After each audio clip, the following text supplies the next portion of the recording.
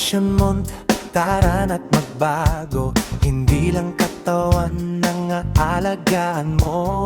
Kung puro tampuhan ng laman ng plato, baka sa hiwalayan din ang diretsyo. Bawas alat, bawas selos, dagdag tiwala, dagdag lambing. Kung gusto mong tumagal ang pag-ibig, yan ang tamang serving. Nutrition Month pala ngayon, baka gusto mo ng healthy relationship. Araw-araw may bitamina, gang respeto at sweet na yakap. Less drama, more lambingan, walang toxic na komplikasyon. Kung mahal mo, alagaan mo, healthy relationship ang misyon.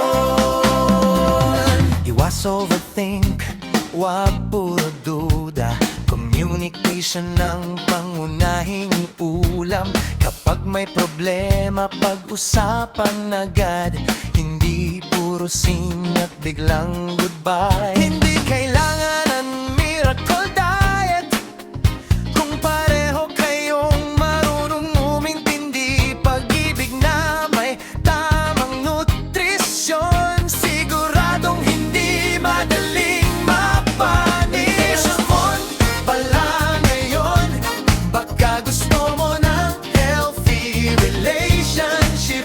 Busog sa respeto, puno ng tiwala, at may libreng ngiti bawat umaga. Kahit walang food supplement, love ang best ingredient. Kaya halika, sabay nating awitin healthy relationship, ang pinaka-healthy na feeling.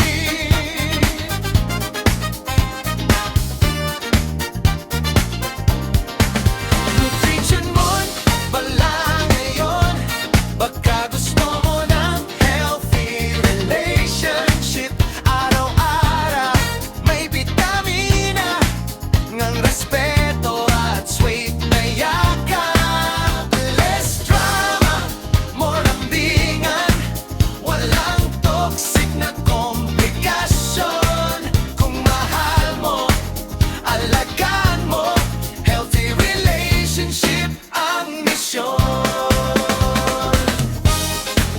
Nutrition Month nga naman, hindi lang katawan ang dapat healthy, pati relasyon din.